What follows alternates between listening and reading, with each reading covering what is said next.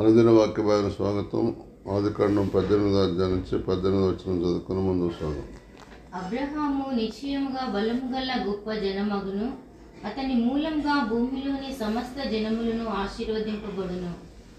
చిన్న ప్రార్థన. పరిశుద్ధమైన తండ్రి, ఎవరైతే భూమి మీద గొప్ప జనముగా వారిని చేత ఆశ్రయించబడతారో వారి ద్వారానే సేవ విస్తరిస్తుందని, వారి ద్వారానే భూలోకంలో సమస్త జనులు ఆశ్రయించబడతారని చెప్పబడిన మాటను బట్టి ఇప్పుడు వాక్యం వింటున్న వారందరూ కూడా అబ్రహాములాగా దీవించబడాలి, అబ్రహాములాగా వాగ్దానాన్ని స్వతంత్రించుకోవాలి. అబ్రహాము పిల్లలు ఏ విధంగా నీ మార్గం నడిచారో వారి పిల్లలు నీ మార్గం నడవాలి. అబ్రహాము పిల్లల ద్వారా భూలోక వంశాన్ని ఎలా ఆశ్రయించబడతాయో ఇప్పుడు వాక్యం విని అబ్రహాంలాగా దీవించబడేవారి పిల్లల ద్వారా కూడా మరి కృప విస్తరించాలి, భూలోక వంశములను ఆశ్రయించబడాలి. ఇట్టి కృప వాక్యం వింటున్న మాకు, నేను వెంబడిస్తున్న మాకు అందరికీ దయచేయమని యేసు ప్రార్థిస్తున్నాంతో ఆమేన్. చూడండి, అబ్రహాము నిత్యముగా బలం గల గొప్ప జనం అవటానికి కారణం ఏంటిదంటే ఆయన 24 సంవత్సరాలు లేదా 25 సంవత్సరాల నిరీక్షణే దానికి కారణం. ఆయన దేవుడి మీద ఆశ పెట్టుకొని దేవుని దగ్గర కనిపెట్టుకోవటమే దానికి మూలం. మనం కూడా దేవుని మీద ఆశ పెట్టుకొని దేవుని దగ్గర కనిపెట్టుకుంటే మనం కూడా గొప్ప జనంగా మారిపోతాం. చూడండి, 12 మంది అపోస్తులు భార్య పిల్లలు విడిచిపెట్టి 3.5 సంవత్సరాలను వెంబడించారు. పౌలు భక్తులు కూడా మరి 3 సంవత్సరాలు అరేబియా దేశానికి వెళ్ళి అన్ని యేసుప్రభు దగ్గర నేర్చుకున్నట్టుగా చూస్తున్నాం. ఎవరైతే దేవుని దగ్గర అన్ని విషయాలు నేర్చుకుంటారో వారు గొప్ప జనం అవుతారు. వారి సంతానం కూడా గొప్ప జనముగా ఆ సంతానం ద్వారా భూలోక వంశంలో ఆశ్రయించబడే కృప విస్తరిస్తుంది.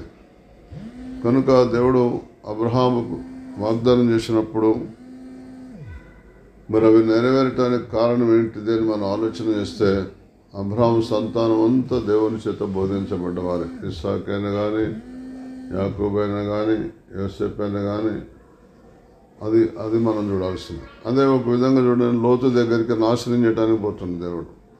మరి లోతు కుటుంబం ఎవరైనా అబ్రహాం కుటుంబంలాగా మరి దేవుని చేత బోధించబడ్డారో? లేదు. మరి లోతుకు దేవుడు ఏమైనా తక్కువ చేసిండా? లేదు. లోతును కూడా బాగానే దీవించాడు. మరి కారణం ఏంటిది? అతను ఒక్కడు తన మట్టుకు తాను రక్షించబడ్డాడు. భార్యను పోగొట్టుకున్నాడు, పిల్లల్ని పోగొట్టుకున్నాడు.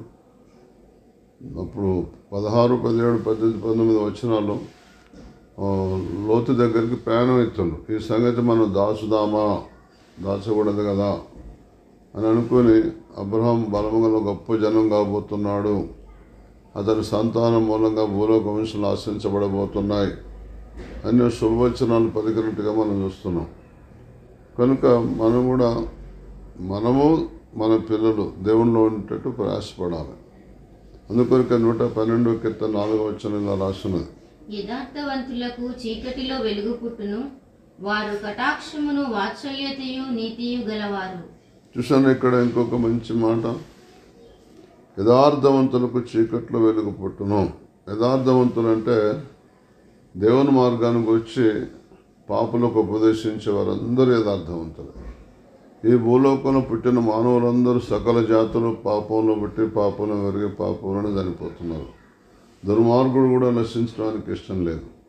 ఎవరైతే ఏ పాపికి ఎప్పుడు వాక్యం చెప్పాలని దేవుని ఆత్మ నిర్ణయం ఉన్నదో, నిర్ణయ కాలంలోనే మీ దగ్గరకు వస్తాను, అప్పుడు ఆ పరిశుద్ధాత్మ చేత ఎవరైతే నడిపించబడుతున్నారో వారే యథార్థవంతులు. ఇష్టం వచ్చినట్టు పోయి ఇష్టం వచ్చిన సమయంలో వాక్యం చెప్పేవాళ్ళు యథార్థవంతులు కాదు. దేవుని సమయం వచ్చినప్పుడు దేవుని మాటలు దేవుని ఏర్పాట్లు ఉన్నవారికి చెప్పేవారే యథార్థవంతులు. అటు వారికి ఎవరైతే ఆ మాటలు తెలియజేస్తున్నారో ఆ మాటలు తెలియజేసే పద్ధతే యథార్థత. అలాంటి వారికి ఎలాంటి సమస్యలున్నా చీకట్లో వెళ్ళబడుతుంది. నేనైతే భయంకరమైన దుర్దినాలు అప్పులబాత్తు వచ్చిన నా భవిష్యత్తు అంతా అంధకారమే, కటిక చీకటే. కానీ ఎప్పుడైతే యథార్థత అనేది తెలుసుకున్నాను బైబిల్లో, నేనే కదా ఎంతోమంది భక్తులు తెలుసుకుంటున్నారు. వ్యాధులు మాయమైపోతున్నాయి, సమస్యలు మాయమైపోతున్నాయి, శత్రువులు మాయమైపోతున్నారు, అప్పులు మాయమైపోతున్నాయి. వారికి కోరికలు నెరవేరుతున్నాయి, ఆలోచనలు సఫలమవుతున్నాయి. కారణం ఏంటిదంటే యథార్థత అంతే. యెహోవా ఉత్తముడును యథార్థవంతుడునైనాడు, కావున తన మార్గం గురించి ఆయన పాపులకు ఉపదేశించనని రాశాను. పాపులకు ఉపదేశించాలి మనం. ఎప్పుడు పాపిని అని ఆయన గ్రహించకపోయినా సరే దేవుని సమయం అయిపోతుంది, అతడు పాపాలు ఒప్పుకునే సమయం. ఆ పాపం పండిందంటే చూసారా, ఆ టైం అనమాట. అప్పుడే చెప్పాలి, కానీ పాపం పండక ముందే పచ్చిగా ఉన్నప్పుడు చెప్పకూడదు. కనుక దయచేసి వారు కటాక్షమును వాత్సల్యత నీతి గలవారు. ఎప్పుడైతే యథార్థతలోకి వస్తారో వారి దగ్గర 3 లక్షణాలు ఉండాలి. ఒకటి కటాక్షం ఉండాలి, తర్వాత వాత్సల్యత ఉండాలి, తర్వాత నీతి ఉండాలి. అంటే మనం అతనికి వాక్యం చెప్పినప్పుడు అతడు ఖచ్చితంగా ఆ నీతిలోనికి అనగా దేవుని వాక్యంలోనికి వచ్చే మనసు అతనికి దేవుడు ఇచ్చినప్పుడే సువార్త చెప్పమంటాడు. అతడు ఒప్పుకుంటాడు. ఆయన ద్వారం తెరవగా మోయగలవాడు ఎవడు లేడు. ఆయన వంకరగా చేసిందని ఎవరు చక్కగా చేయలేరు. కనుక దయచేసి మనం నీతి చూడండి, కొన్నేళ్ళు నీతి. అలాగే ఎవరికి మనం సువార్త చెప్పినా అతడు చేసిన పూర్వం హింసకుడును దూషకుడును హానికరుడును వాటి మీద విసుగు పుట్టింది. వెక్కసమగు వరకు తమ ఆలోచన అనుసరించి నడిచరి. ఎవరైనా సరే వెక్కసం వచ్చేంత వరకు చేస్తారు. మర్డర్ చేసేవారైనా, లంచాలు తీసుకునే వాళ్ళైనా, దౌర్జన్యం చేసేవారైనా, మోసాలు చేసేవారైనా, ఎవరైనా సరే కక్కు వచ్చినప్పుడు వాళ్ళంతటి వాళ్ళే మానేస్తారు, తాగే వాళ్ళైనా. కనుక దయచేసి యథార్థవంతులకు చీకట్లో వెలుగు పుడుతుంటే నువ్వు దేవుని మార్గంలో నడుస్తూ దేవుడు చెప్పి నడుస్తే ఖచ్చితంగా నీ సమస్యలు పరిష్కారం అయితే నీకు హితవత్సరాలు ప్రకటించబడితే మంచి సంవత్సరాలు భవిష్యత్తును అనుభవిస్తావు. అయితే వారు కటాక్షమును వాత్సల్యత నీతి గలవారు. ఎవరైనా దేవునిలోకి వచ్చి ఇంకా వారు దీవించబట్టలేదంటే వారి దగ్గర కటాక్షం లేదు, వారి దగ్గర వాత్సల్యత లేదు, వారి దగ్గర నీతి లేదు. కనుక నీతి మార్గంలోకి రండి. కటాక్షం అనగా ఇతరుల పట్ల వాత్సల్యత, ప్రేమ, సహాయం చేసే జ్ఞానం గుణం కలిగి జ్ఞానం కలిగి ఉండండి. నీతి అనగా దేవుడు ఏర్పాటు చేసుకున్న వారికే చేయండి సహాయం, ఎవరికి పడితే వాళ్ళు చేయకండి. పక్షపాత ధోరణిలో నీకు ఇష్టమైన వారు రక్షించబడాలి అనే ధోరణి ఉండకండి. దేవునికి ఇష్టమైన వారు రక్షించబడాలని ఆలోచన కలిగి ఉండండి. 141 కీర్తన 2వ వచనం ఇలా చెప్తుంది, నా ప్రార్థన ధూపం వలెను, నేను చేతులెత్తుట సాయంకాల నైవేద్యం వలెను నీ దృష్టికి అంగీకారములు అగునుగాక. చూడండి, దేవుని సన్నిధిలో మనం చేతులెత్తి ప్రార్థన చేయటం ధూపం వేసిన దాంతో సమానం, సాయంకాల నైవేద్యం అర్పించిన దాంతో సమానం. దేవుని దృష్టికి అంగీకారం. చేతులెత్తడం అంటే దేవుని సహాయాన్ని కోరటం అని అర్థం. దేవా, నువ్వే నాకు సహాయకుడవు, నువ్వే నా ప్రాణాన్ని ఆదరించేవాడవు, నా ప్రాణమా నువ్వేలా కుంగాను, నాలో నువ్వేలా తొందరపడుచు, నేను దేవుని నిరీక్షణ ఇచ్చాను, ఆయన నా రక్షణకర్త, ఆయనే నా దేవుడు, ఇంకా నేను ఆయనే స్తుతిస్తా అనే తాత్పర్యాన్ని వెల్లడిపరుస్తుంది మన దేవుని యొక్క చేతులు ఎత్తటం మూలంగా. కనుక మన ప్రార్థన ధూపంలాగా అనగా పోతానే ఉంటుంది దేవుని స్థానికి, దేవుని మీద ఆధారపడితే ధూపంలాగా. నేను చేతులు ఎత్తడం సాయంకాలం నైవేద్యం అర్పించిన దాంతో సమానం.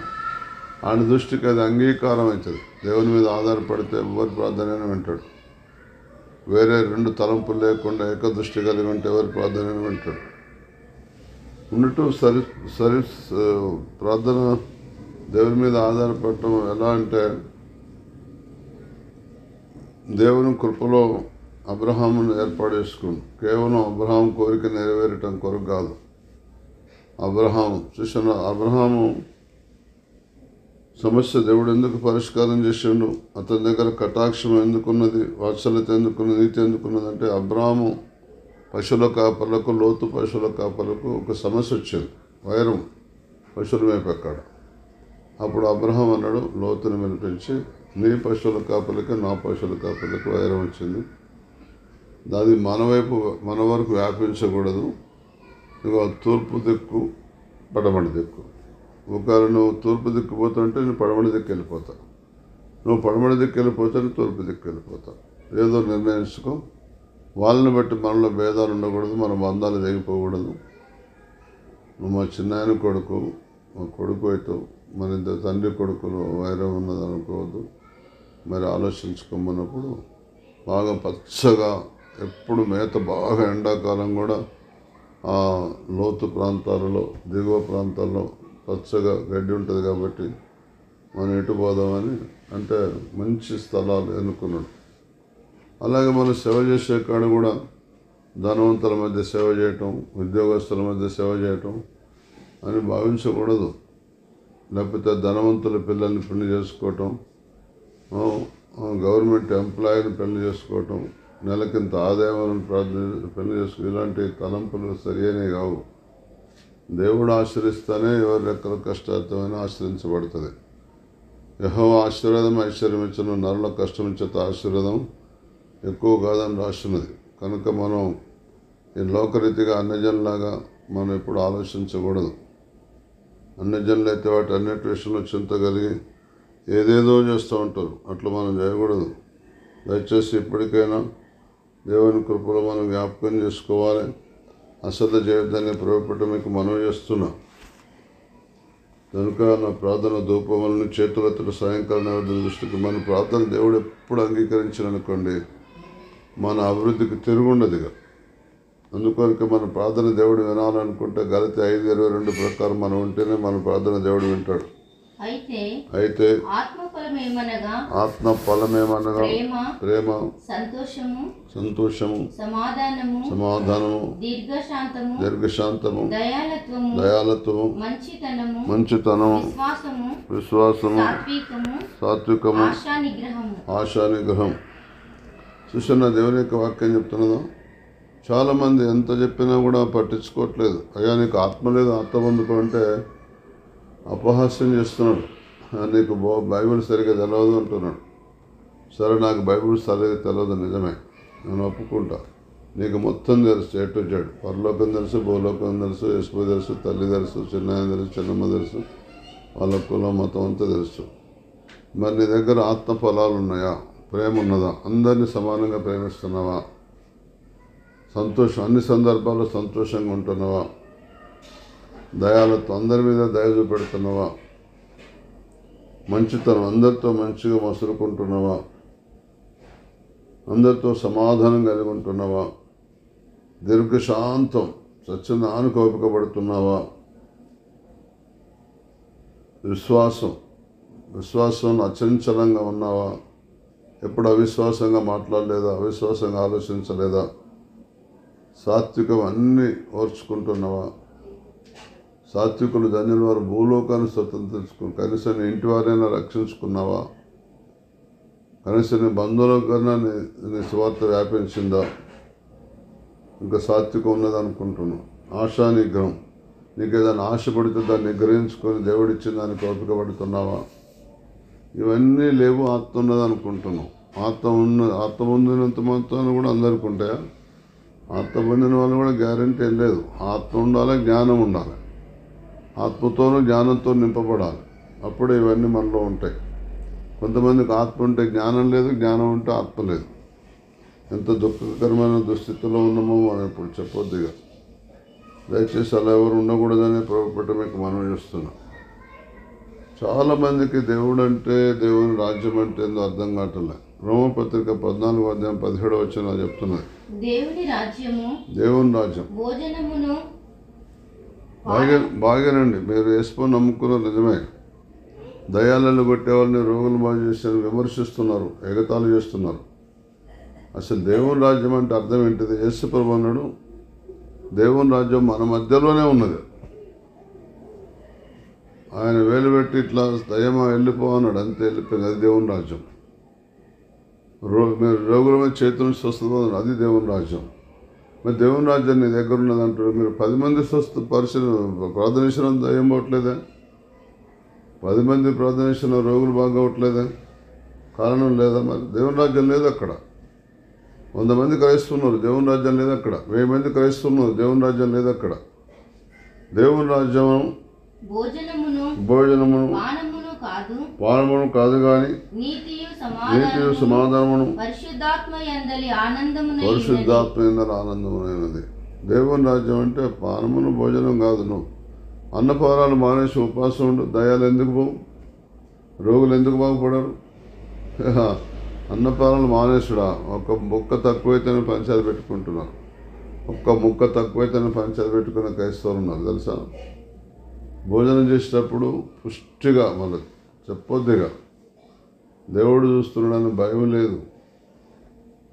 భోజనం చేసేటప్పుడు గిన్నె అంతా కథం చేస్తున్నారు. పక్కలకు ఇంకా వెనుక 10 మంది భోజనం చేసేవాళ్ళు ఉన్నారని గ్రహింపు లేదు. అక్కడ గిన్నె పెడితే గిన్నె ఖాళీ చేస్తున్నారు. నీతోటి దయాలు పోతాయా? నీతోటి రోగులు బాగవుతారా? ఎవరు చెప్పారు నీతోటి రోగులు బాగవుతారని? దేవుని రాజ్యం అంటే భోజనమును పానమా? ఇవాళ రేపు నీకు హాని చేసే పానం ఏంటిదో తెలవట్లేదు, హాని చేయని పానం ఏంటో తెలవట్లేదు. అన్ని జనులు మానేస్తున్నారు కూల్ డ్రింక్స్ తాగటం. కూల్ డ్రింక్స్ అయితే నిమిషాల మీద లేపేస్తున్నారు క్రైస్తవులు అయితే.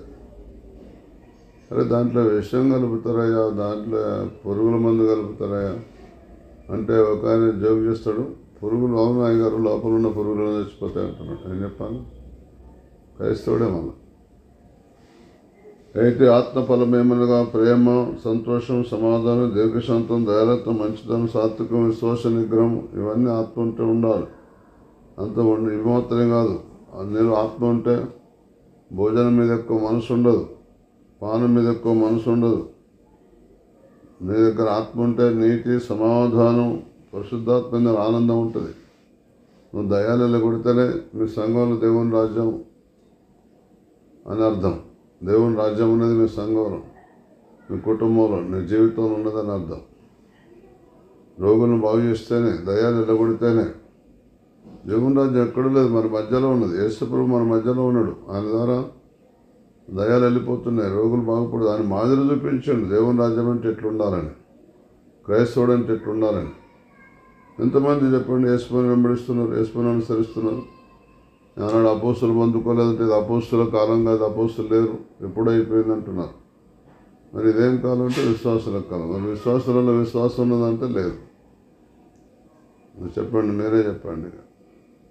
దయచేసి అలా చేయకండి. నిశ్చయముగా నువ్వు బలంగా గొప్ప జనం కావాలి. నీ మూలంగా భూలోకంలోని సమస్త వంశాలను ఆశ్రయించబడాలి. అబ్రహాంకి ఇచ్చిన వాగ్దానం నీకు ఇస్తున్న దేవుడు ఈరోజు చెవులారా వినే వాళ్ళందరికీ. కనుక మీరు ఈ కృపకు పాత్రులే, యోగ్యులే. కానీ అబ్రహాంలాగా ఉండండి. అంతేగాని దేవుని వాక్యాన్ని నమ్మని వారిలాగా, విమర్శించే వారిలాగా, తప్పులు పట్టేవారిలాగా, ఎగతాళి చేసేవారిలాగా, కించపరిచేవారిలాగా, అపహాస్యం చేసేవారిలాగా, ఆనాడు కొత్త మద్యంతో నిండి ఉన్నారని మేడగదులు ఆత్మబంధిన వారిని అన్నట్టు అట్లా చేయకండి. దయచేసి దేవుడు మిమ్మల్ని దీవించడానికి అనుకున్నాడు. మీ ద్వారా అనేక మంది రక్షించబడాలి. మీ కుటుంబం, మీ పిల్లలందరూ దేవుని చేత ఉపదేశం పొంది నీతిమంతులుగా ఎంచబడాలి. దేవుడు మిమ్మల్ని దీవించను గాక. ఆమేన్. ప్రార్థన చేసుకుందాం. మన మధ్యలో స్త్రీ యొక్క ప్రార్థన చేస్తాం. పరిశుద్ధుడ మహోన్నతుడ మీకు వందనాలు, స్తుతులు, స్తోత్రములు చెల్లిస్తున్నాం తండ్రి. దేవా తండ్రి, అబ్రహాంతో సెలవు ఇచ్చిన వాక్కు ప్రభా, నీ మాట తండ్రి నాయన అబ్రహాము నిశ్చయముగా బలము గల గొప్ప జనమగునని, అతని మూలముగా భూమిలోని సమస్త జనములు ఆశీర్వదింపబడతాయని నువ్వు సెలవిచ్చినావు తండ్రి. ఎవరైతే ఆ విధంగా ప్రభా తండ్రి నాయన ఇగో ప్రభా తండ్రి నిన్ను ఆనుకొని నడుచుకుంటే ప్రభా దేవా, వారిని కూడా అబ్రహాం సంతానంగా నువ్వు ఆశీర్వదించి వారి పిల్లలను కూడా ప్రభా వారి సంతానం అంతా కూడా ఆశీర్వదిస్తానని సెలవిచ్చున్నావు ప్రభా. ఇటు మాటను నమ్మడము దేవా తండ్రి నాయన, మరి నాయన గొప్ప కృప ప్రభా. నమ్మకంతోని, ఓపికతోని, నిరీక్షణతోని ప్రభా తండ్రి నాయన కనిపెట్టుకున్నాడు ప్రభా అబ్రహాం. అయితే నాయన ఈ వాక్యం వింటున్న మేము మీ సన్నిధిలో ప్రభా తండ్రి నాయన కనిపెట్టుకున్న అనుభవం దయచేయండి తండ్రి నాయన. పరిశుద్ధాత్మ దేవుడానికి వందనాలు. యథార్థవంతులకు చీకటిలో కూడా వెలుగు పుడుతుందని, వారి కటాక్షమును మరి వాత్సల్యతయు నీతియు గలవారని సెలవిచ్చిన దేవా, ఎవరికి ఏ సమయంలో ఏ వాక్యం అవసరమో, ఆదరణ అవసరమో, స్వస్థత అవసరమో దేవా తండ్రి నాయన అలా పనిచేసే వారే కటాక్షం గలవారు, ఏ వాత్సల్యత గలవారు, అలాంటి వారు యథార్థవంతులని సెలవిస్తున్నావు. అలాంటి వారికి చీకట్లో కూడా వెలుగు పుడుతుందని సెలవిచ్చున్నావు ప్రభా తండ్రి నాయన. పరిశుద్ధాత్మ దేవుడా, నీ యొక్క జ్ఞానముతో తండ్రి నడుచుకునే కృప దయచే, నీ కృపతో నింపబడుటకు సహాయం చేయి తండ్రి. నీకు వందనాలు, స్తుతులు తండ్రి. గొప్ప దేవుడా, పరిశుద్ధాత్మ దేవుడా, నీకు వందనాలు చెల్లిస్తున్నాం తండ్రి. ప్రభువా మా ప్రార్థన ధూపం వల్లే నాయన చేతులెత్తుట ప్రభా సాయంకాల నైవేద్యం వల్ల నీ దృష్టికి అంగీకారంగా ప్రభా తండ్రి ఉండున్నట్లుగా మేము అలా తండ్రి ప్రార్థించుట, అలా స్తుతించుట, అలా నేను దేవా తండ్రి నేను కొనియాడుట ప్రభా చేతులెత్తుటది తండ్రి నాయన నిన్ను అయా తండ్రి నాయన నీ మీద ఆధారపడుతాయని సెలవిచ్చింటున్నావు తండ్రి నాయన ప్రభా దేవా నీ యొద్ద సహాయము కోరుతే ప్రభా అని సెలవిచ్చున్నావు తండ్రి. మరి ప్రతి విషయంలో ఆ విధంగా తండ్రి నాయన దేవా తండ్రి ధూపం వల్ల నీ సన్నిధిలో ప్రభా మీ దృష్టికి అంగీకారములుగా ఉండే ప్రార్థన మాకు దయచేయండి ప్రభా.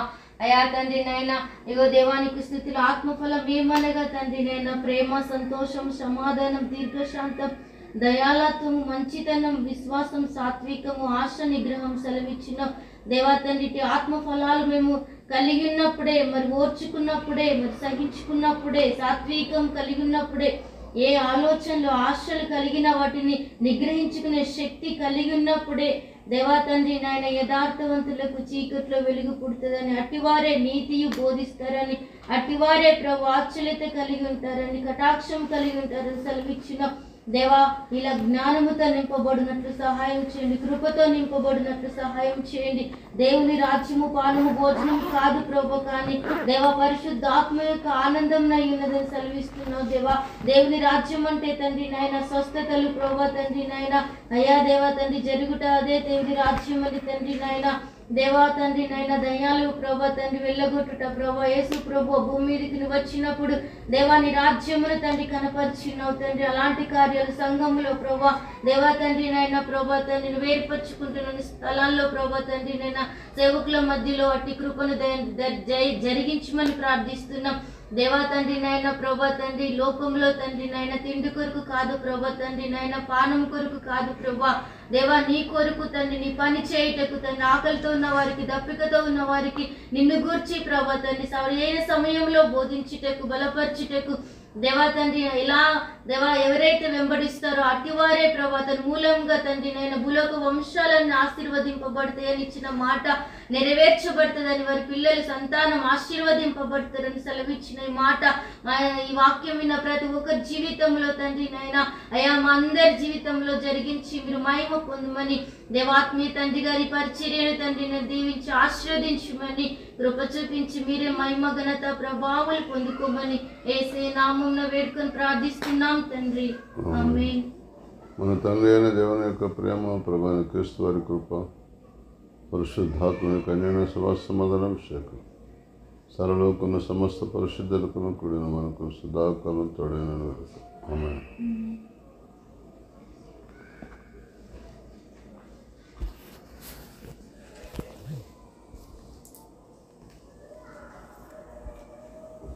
ఇది ఓపెన్ ఇక్కడ రికార్డ్ అయితేనే ఉంటుంది అక్కడికి, అది మనకు ఓపెన్ దాంట్లో రికార్డింగ్ అవుతూనే ఉంటుంది.